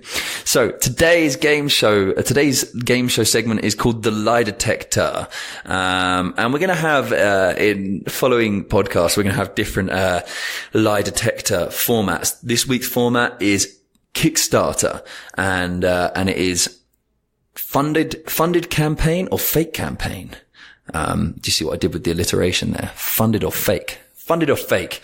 So the purpose of this show, what we're going to do is we are going to go through, I've got 5 different Kickstarter campaigns here. Some of them are real. And by the way, all of the real ones have been funded, Cristian. Okay. All right. And some of them are fake. Some of them are campaigns that I have made up. All right. I'm practicing my poker face here. I'm really bad at poker. So, I hope I can do this well. And it's your job, Cristian, I'll minimize the window so I can see you. That's fine. You can do what you want. But it's your job to determine whether these are funded or fake Kickstarter campaigns. All right. With that said, are you ready? Do you get the whole idea of this? Yes, absolutely. Yeah. Okay. So let's begin. Number 1, our first Kickstarter campaign is Crystal Bacon. All right. Crystal Bacon. Crystal Bacon. You heard the name correctly. Crystal Bacon is my sculptural tribute to the most delicious of all meats, bacon. With the help of my wife and daughter, it grew into jewelry and Christmas ornaments. While not true crystal, it is made out of a high-quality acrylic plastic that is both durable and beautiful. A true ode to bacon. So, what do you think, Cristian? Could Crystal Bacon be a funded Kickstarter campaign? Could it be a campaign? It's so crazy that it might actually be true. You know Americans are crazy about that bacon. Indeed. But maybe I'm just trying to double bluff you here. Indeed. I'm thinking the same thing. Are you Triple doing bluff. that, or am I allowed to ask questions? Is there more information about it, or that's about it? You can ask me questions, yeah. I'm not sure if I'll be able to give them, but yeah. All right. So let's take the simple step and say it doesn't make sense to have a crystal. Crystal bacon is a sculptural tribute. Remember that. Of the most delicious of all meats. Bacon. But would people actually enjoy that instead of actually buying the product? The market would be really small. So I think it's a no. So what's your final answer? Is this funded or fake? It's a fake. Cristian, I'm afraid this campaign is funded. This is a real campaign. Crystal Bacon, by the way, for all the funded real Kickstarter campaigns, I'm going to be putting them in the show notes here. This is a real, so that you can see them yourselves, because these are kind of funny. This is a real campaign called Crystal Bacon. It's by, I don't know who it's by. We haven't got a name here, but there are a bunch of photos on the Kickstarter campaign of them actually making the Crystal Bacon. Cristian, I'm going to share this link with you right now so you can see it. Who the hell buys Crystal?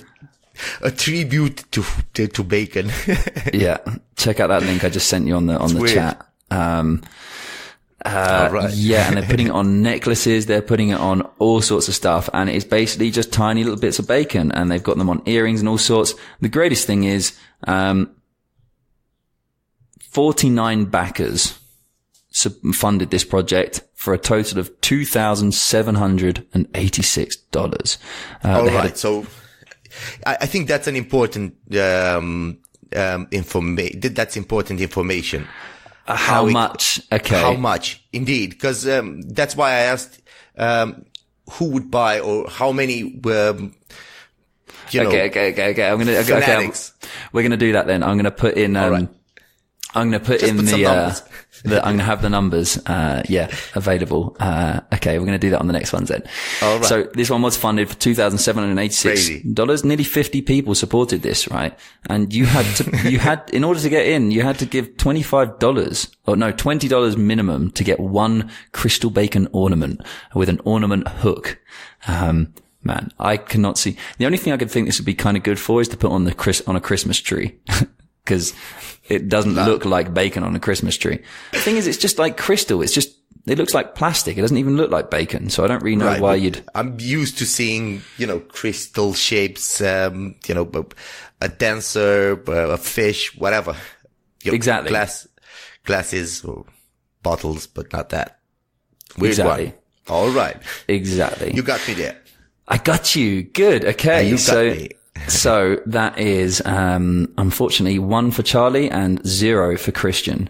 Nice. Number 2, My Little Pomo.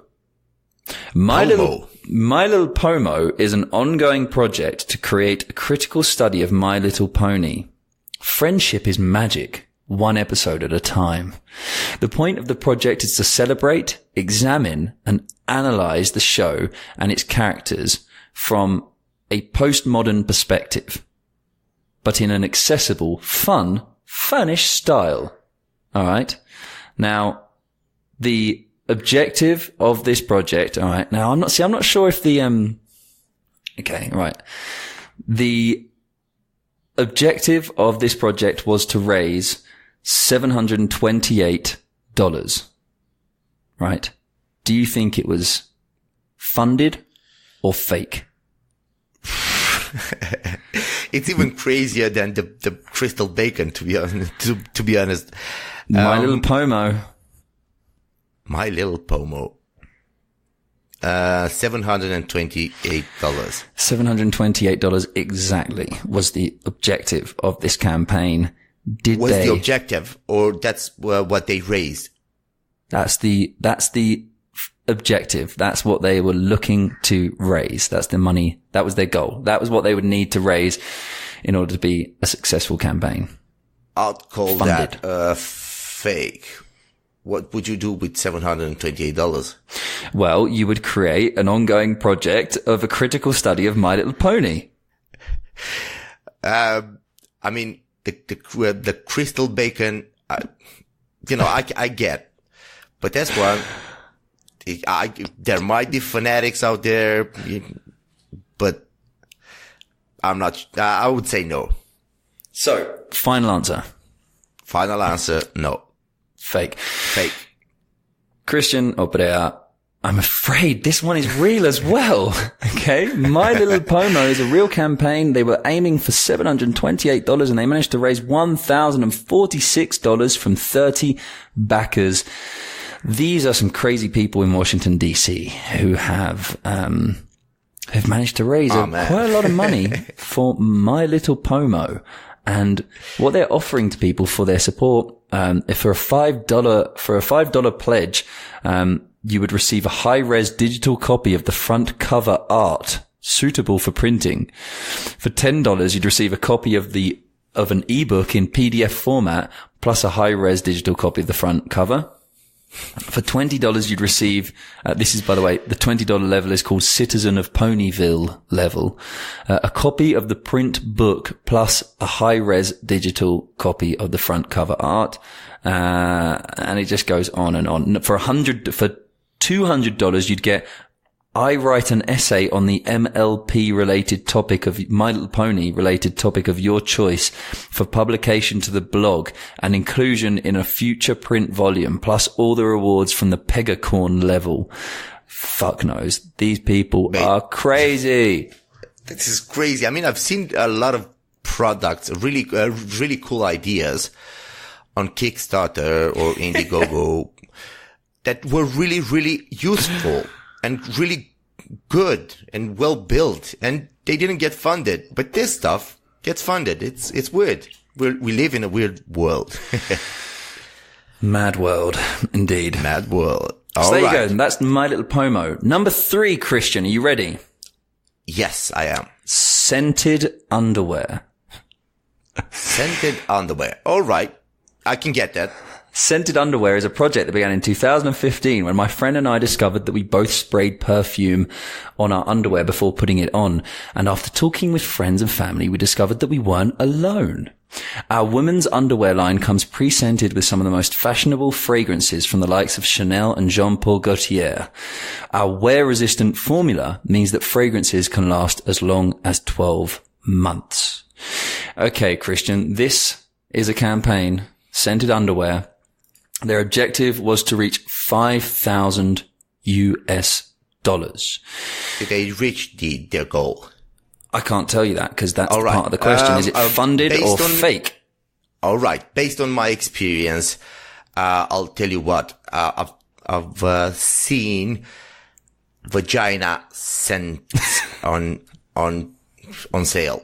So based on my experience, I would see that this campaign as a funded campaign. Okay, Cristian, you're going for scented underwear as a funded campaign. Yes. Final answer. Funded campaign. It might be true. I know that there's I can't deal with might be. I need it's funded or fake. I got 2 choices, so I'm going to go with funded because I've seen it around. Okay, Cristian. I'm afraid this campaign is fake. This campaign was created by yours truly, Charlie Center, the most creative mind of all, who has come up with this fantastic idea for scented underwear. So there you go. There actually is exactly what I said. Scented vagina smells. It's weird. Let's not go into it. Yeah. I've seen I'm not surprised. I'm really not surprised. That's why I thought this was a clever one.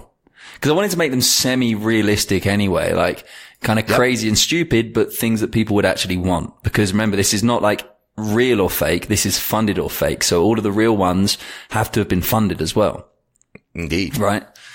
So 3-0. So I didn't get even 1. I'm currently winning 3-0. Oh man, I'm bad at this game. I'll get better. Right. Now this one is by far my favorite campaign of the 5 that we're going to be discussing today, or that we are discussing. It's called Potato Salad. Right. And here is the description. It goes like this. Basically, I'm just making a potato salad. I haven't decided what kind yet. Funded or fake, Cristian? What? Wait, what? There you go. Funded or fake? Do you think that the potato salad campaign is a real campaign? Purpose? I didn't get that. So this is all the information I can give you. The name of the campaign is Potato Salad. And the description is basically, I'm just making a potato salad. I haven't decided what kind yet. You have a little internal debate there, because this one's kind of a difficult one. What was the the goal of the campaign? $10. $10. Okay, it's a small goal, but it's a potato salad. Yeah, it's a weird one. I'm gonna go with my instinct and say this is a fake campaign. Again, it might be true because we've seen 3 weird ones, so it might be fake. So I'm gonna go with fake. You're gonna go with fake. It makes no sense to me. It makes no sense to build a campaign for a potato salad. Okay, I'm gonna lock in your answer. Final answer, Cristian. It is fake. Done. Fake. Cristian, I'm afraid 4-0. This is a real campaign that was indeed funded, and not only was it funded, right? This is fucking crazy. They had a $10 goal. They reached $55,492, right? For what? Nothing, because the crazy thing is this guy just took the money and disappeared, right? Completely fucked off, disappeared off the planet of the earth, off the face of the earth, right? And they were like, you could pledge $110, and you would receive the recipe book, the shirt and the hat, along with a bite of the potato salad, a photo of me making the salad, a thank you posted on our website, and I will say your name out loud while making the potato salad. And people actually did this and then got pissed off that they never received the recipe book or the hat and all this shit. What the hell? People are crazy. In fact, I'll tell you what I'm going to do. I've prepared this. I'm actually going to play you the video. I know people can't see this, but I'm going to play the audio to the video through my microphone now, so you guys can listen to this. Let me see if this will work. We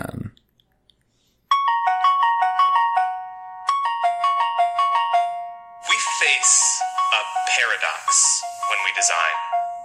To make the cutting edge familiar, and the familiar cutting edge, and vice versa. But if we can overcome these challenges, we can make a product without compromise. When we set out to make a potato salad, we couldn't say yes to every ingredient. And there are 1,000 no's for every yes. Every ingredient had to have a reason to be there. And we had to ask ourselves, what's important here? Consistency, taste, texture. We set out to redefine what a side dish could be. And together, we're building a movement. Will it change the world? Probably. What the freaking hell? This guy is clearly a troll. Who the hell bought this stuff? Well, clearly a troll. And then you say, well, so why did people support it, right? Why did 6,911 backers support this thing? I'm going to send you the link now on Kickstarter, Cristian. It's in the chat there. I guess because it was so obvious he was a troll, and it was something funny. Right. So you think it's funny, but then like people have actually gone over the top with this because it's nearly 7,000 people backed it because they thought it was funny. And then a bunch of people got pissed off because they didn't receive the recipe book. Like, people are crazy. But, and what I'm going to say here is I'm quite amazed that by just being funny, right? Yep. This guy isn't a professional comedian, as far as I know. On his profile, It says that he is his official job title is that he is the creator of potato salad.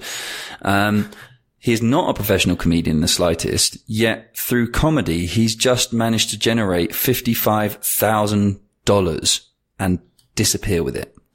But then he scammed everyone. Was it really a scam though? I mean, if you really think that you got scammed by this, then I think you're just fucking stupid. Wouldn't you agree? Like, absolutely. I mean, It's deserve funny to when be scammed. You know, if I get the fact that people pledged $1, $2, that's funny shit. They probably wanted some more.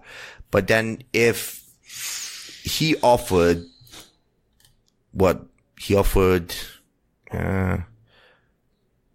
appropriate ingredient. What did he actually offer? The hat. He actually offered actual products, right? And he just fucked off with people's money. People expected the hat, so that's a scam. Yeah, but I think it's still stupid if you fucking believe that you're going to get anything. There's no question about people being stupid or not. But more than anything, so in order to get the hat and stuff, you've got to pledge $110. Like, okay, if you think this is funny, why not pledge? There's a $1 option or $2 Exactly. or $3. Why not pledge $3 and go, this is funny. Let's donate some money for fun. But $110, you're just stupid. Sorry, I just turned my phone volume. There have been 289 backers for the hat. Oh shit, it says that as well. 21 people backed the $110 level. Yeah. 106 people backed the $50 level. Receive a recipe book. All right. And a bite of the potato salad. I mean, that's plain stupid, mate. Don't get me wrong. The hat. Oh, right. I see the one. The $25 one is the hat. And that was 289 people. Receive a potato salad themed hat along with a bite of the potato salad. A photo of me making the potato salad. A thank you post. Yeah. Blah, blah, blah. There you go. Some people are fucking crazy. Look at this. We made the news. Let's keep up the good work. And the guy was, on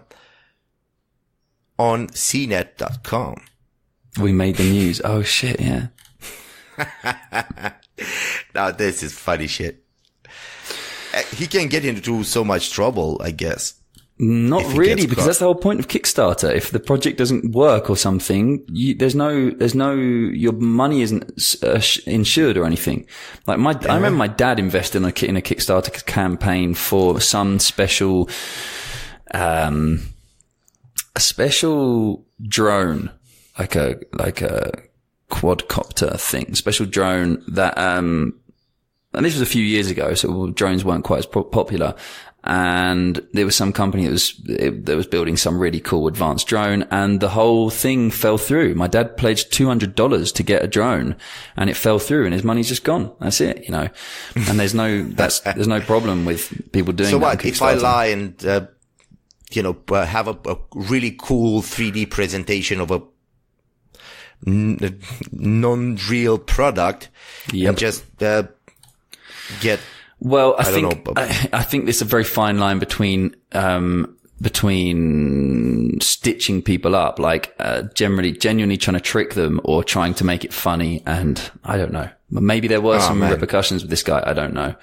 Anyway, who knows? Let's move on to the final answer, Cristian. I'm afraid you have officially lost already. It is 4-0 to me, but we have one more question left, so we might as well finish it off at this point. Let's see if you can at least redeem a little bit of your pride with this final question. And number 5 is a product called Visor Vision. Okay, Visor Vision. The vision of Visor Vision was envisaged out of a lack of vision. Seriously. If you've ever ridden a motorbike in the rain, you know what I mean. Not only are the roads more dangerous, but you also have the added trouble of not being able to see where you are going due to all the water build up on your visor. That's why I invented Visor Vision, the single arm visor wiper with a chargeable battery powered motor. Just use the suction cup to stick it to your helmet, choose one of 3 speeds, and you're good to go. What do you think, Cristian? This is a product with an objective of $50,000 US. Is it funded or fake? Visor Vision was envisaged. Visor Vision. The vision of Visor Vision was envisaged out of a lack of vision. It sounds made up. It sounds made up, but it's your job to determine whether it is or not. All right. Read some more. That's it. That's all the description. Visor Vision. The single blade visor wiper.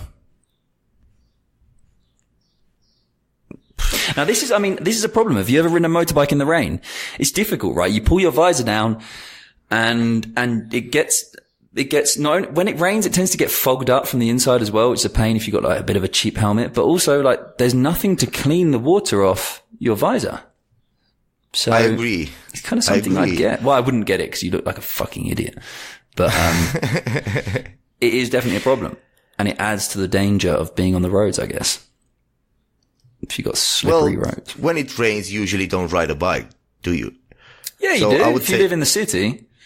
Like here in Mexico, I had to ride a bike in the rain yesterday because it rains every day in Mexico City. We're in the rainy season. Right. Today I'll have to ride a motorbike in the rain. It's just life. You are true. This is definitely, solves some of the problem at, some level. It might be true. This is my neutral face. This is my poker face. It might be true. It might not be true. It might be true. It might be true. It might not be true. All the water goes into a cup. No, That's what you said. No, it's a suction cup. It's a suction that you can stick on the top of the helmet, and it has a chargeable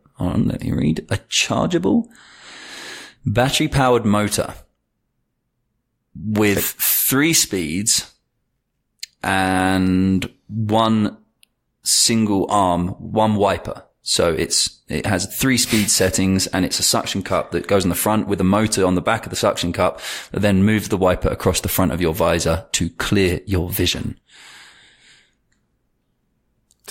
Yeah. It's a weird one. It's a weird one. I'm gonna say, it might have happened. So it might be a 5-0. I'm the worst player of this game, but I would say funded. You're going funded with their 50,000 objective. You're saying funded. Is that your final answer, Cristian? Yes, 5-0. I'm afraid it is completely fake, Cristian. Again, Yes. This was invented by yours truly. There we go. Visor Vision is a fantastic idea, I have to say, but it does not exist. At least I made it up. It may exist, but I made it up for the sake of this game. It can be possible. Oh, it could be possible, but in this case, It isn't. So I'm afraid it's 5-0. I didn't expect that. I thought you'd go through like a process of, well, if he's done 2 real ones in a row, then the next one must be fake or something like that. I ignored that. I had that feeling after the first and the second, but I just ignored it and just went full logical and said, well, this might happen because I imagined me trying to invent that product. And I said, all right, I might want to invent that solves a real problem. It does. So it solves more of a problem than crystal bacon. Absolutely. You wouldn't even dream of people selling that shit, but they do. Well, interestingly, perhaps I made my ones too realistic because the scented underwear and the visor vision were the 2 that you thought were most likely to exist because they're most realistic. So perhaps I made them a little bit too real. Probably. You tricked me there. I tricked you. It worked, whatever the case. Cristian, 5-0. We need some kind of a punishment, or I need some kind of reward. I tell you what, I don't know what the prize is. We need some prizes in future weeks. We'll have like gunge and stuff like that. I wish we could do this on video. That'd be fun. But maybe we'll have to like we'll have like punishments. Oh, I think we should do punishments like where you have to eat like a teaspoon of cinnamon or something like that. If you lose these games, right, live on the show. Well, if we do that, then we gotta go for more details. We gotta be a bit more, What? We gotta make it, a bit harder, but with a lot more information. Come on. It's just you could have easily won that. There's no difference between, and next time you can make up the questions if you want. So we'll completely change it. So you'll have the opportunity to guide. And then you'll see I'm going to beat you with your own questions anyway. And then you'll have to eat the cinnamon. Cinnamon or pepper. We could do pepper as well. We could do some kind of nasty drinks or all sorts of stuff. The weird thing is though, we both have to prepare that where we are in case we lose. But yeah, we'll work it out. I'm going to tell you, I got paper and then pepper. Sorry. Oh, yeah. I got pepper and then I put something. Sugar. No, that is not allowed. You are not allowed to cheat at all. So, guys, after that fantastic victory, that just about wraps up today's show, except for one more little closer. And before we got a riddle to close on, and it's just a stupid little riddle, but I just want to see if I just thought it'd be a fun way to start wrapping up the shows now. We're going to leave kind of an open-ended show so that you guys can come and comment with answers and things like that on Facebook, and we'll reveal the answer next week. And we'll also reveal who got the answer right. So we'll be reading your name out on the show if you get the answer right by publishing it on our Facebook page. So remember to head over there. It is facebook.com/take traction. And in the coming weeks as well, we're going to be doing these audience segments where we want to hear stories from you guys. We've got all sorts of ideas. So keep your eyes peeled on the Facebook page. We really appreciate that. Again, the idea here isn't to build up a massive following on Facebook. We just want to interact with our audience in some way. So, and really treasure the guys who are kind of true fans who tune into the show quite a lot. And so just head on over there and say anything. Come and say hi. But most importantly, see if you can get the answer to this riddle. The question is, if Teresa's daughter is my daughter's mother, who am I to Teresa? I'll repeat that again. If Teresa's daughter is my daughter's mother, who am I to Teresa? Thank you, guys. As always, I've been Charlie Center. And I've been Cristiano Brea.